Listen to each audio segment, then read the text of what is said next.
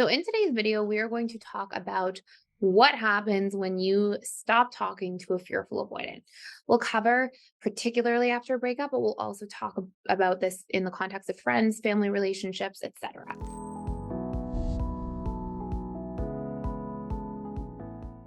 So, first and foremost, if you're not familiar with fearful avoidant attachment style, it's one of four attachment styles or love styles. And you can think of your attachment style as essentially being the subconscious set of rules you have about how to give and receive love with others. Fearful avoidants are also sometimes referred to as disorganized attachment styles or anxious avoidant attachment styles, but we really call them fearful avoidance the most on this channel. And they essentially have, every person has an attachment style, by the way, but the fearful avoidant has this sort of capacity to be both hot and cold, both anxious and avoidant. They want closeness, but then when people get too close, they're like, get back.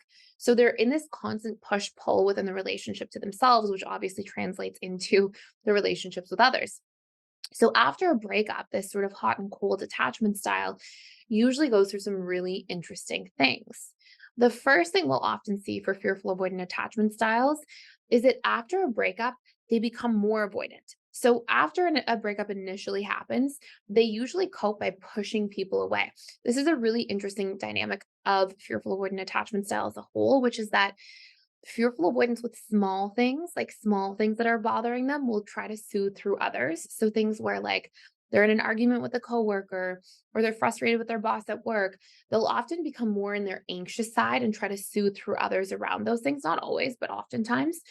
But with the really big things, the really, really painful things, a really bad breakup, a big betrayal, a lot of fear about something, usually with those things that are kind of clocking like a 9 or 10 out of 10 on the emotional intensity scale, I'll see the fearful avoidant become very avoidant, really go into their much more avoidant side, clam up, shut down, push people away, become ice cold. And so, if the breakup is something that's happening where you've been dating somebody for a week or two and it's sort of like an ending the chatting situation you have going on, then we might see the fearful avoidant lean in more anxious. But generally, with like an actual breakup, if there's a lot of care in the relationship, if there's a decent relationship history, the first thing of three or four major things we'll see here is that the fearful avoidant will become extra avoidant. And the fearful avoidant in this space may rationalize quite well to themselves, like, okay, this is over. I'm fine. It's not a big deal for me. I'm more free. And fearful avoidance in this case, they also tend to repress their emotions. So when they go kind of more cold and they go more into their avoidance side, they may rely heavily on creature comforts. They may go out and drink more. They may smoke. They may really avoid, binge watch television, sort of detach from the external world and really rely on their creature comforts to soothe when they're in that really avoidant side. And that's the second major thing that we'll see here. They kind of go more avoidant, then they go into their creature comforts.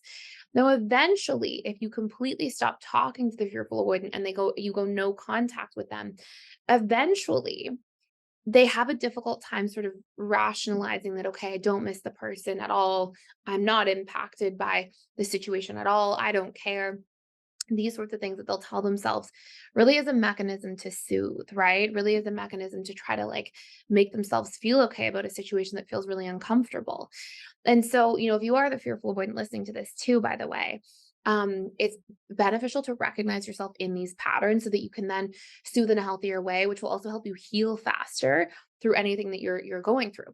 So in a romantic relationship, friendship, these types of things, a breakup, going no contact with a family member, we'll often see again the same patterns follow suit. Like go really into the avoidance side and then start relying on the creature comforts. Now, the third thing that then happens in all of these different dynamics is then eventually enough time passes where number one, they can't rationalize forever.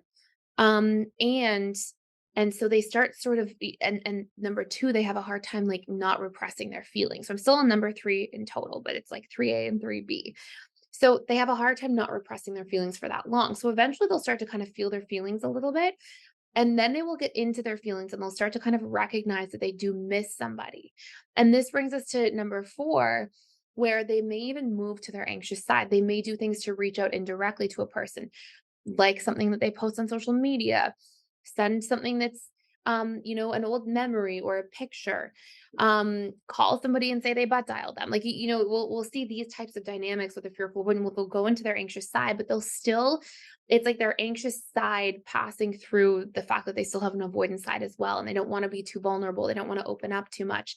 And so when you stop talking to them, they'll ultimately move into that anxious side. But usually it takes about 3 to 6 weeks, we're generally seeing in a romantic relationship, but the same types of things apply, like post friendship breakup, post, family members going no contact with one another. We'll tend to see these sorts of dynamics. And from there, then we have like this sort of different path that opens up. By the way, I will just say one thing here too, which is that if you are going through a breakup or you're moving through like a no contact with a friendship, a romantic relationship, family relationship, you can check out our How to Heal from a Breakup course. It applies to all types of breakups or sort of distance in relationships. It's based on principles of grief. And the whole course is designed to help you literally heal as quickly as possible, like literally understand the principles of grief, why we grieve people, and exactly the subconscious things you can do. There's 4 main steps to take a lot of that sting out of your grieving process by like 30, 40, maybe even 50% in the time it takes to complete the course. It's only a couple hours. So it really will help you fast track the grieving by understanding it and then applying principles to root cause.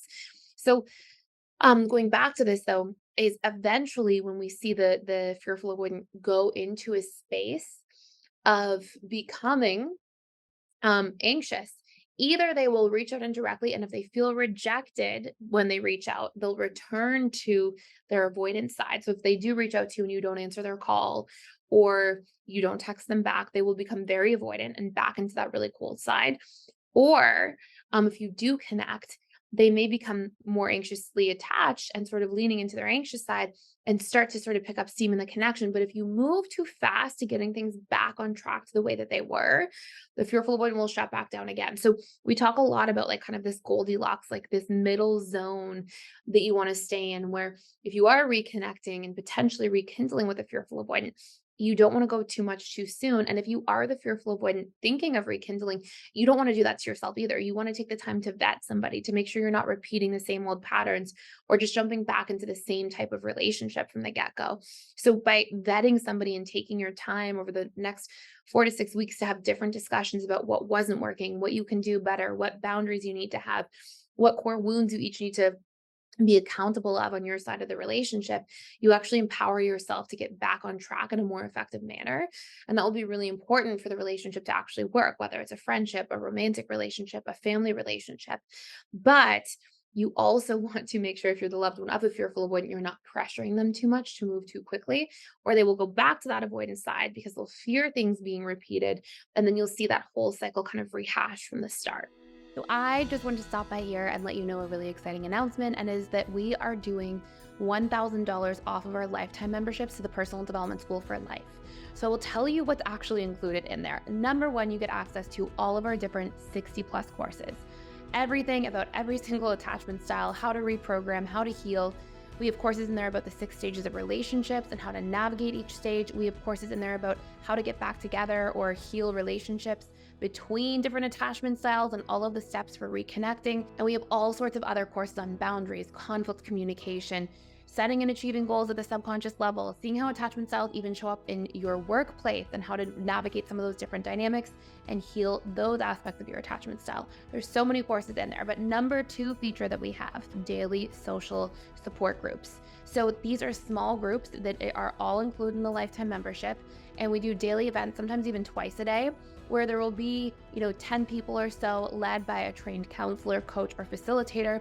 And you can actually join in there and practice some of the different tools with other members. It's a great place to build relationships, connect with like-minded people, and to really fast track your learning and have that extra support all the time. And number 3, we have daily webinars Monday through Saturday. I do 3 of those webinars every single week. That's a time to come in, ask me your questions. You can come in on camera and we can chat. You can come in off camera and just post them in the chat, whatever you're most comfortable doing. And we have other amazing counselors, coaches, facilitators who also lead other webinars. And again, those are slightly larger groups of people, but it's a great opportunity to connect with like-minded learners who also care about the same things: emotional connection, relationships, and personal growth. So I hope you check it out. We also have all these different discussion forums in there. We have a Facebook group so you can connect with each other there as well. And there's a tremendous amount of community support in an ongoing way at PDS. So I would love to see you on the other side. I hope you join me. And now we'll go back to the video. So I hope this gave you a lot of insight into what happens when you stop talking to a fearful avoidant. If you want to do that deeper dive into healing from a breakup, moving through some of the different pain points and challenges, it can be very beneficial to even prepare you for maybe getting back into the relationship because you're not grieving and making decisions from that really emotionally based place, but more from a more balanced emotional place as well. So that's it for today. Let me know questions you have down below, comments, more content you want to see like this, let me know. Thank you so much for watching, and I look forward to seeing you in the future videos, and I hope you become a subscriber to this channel and join our community. Thank you.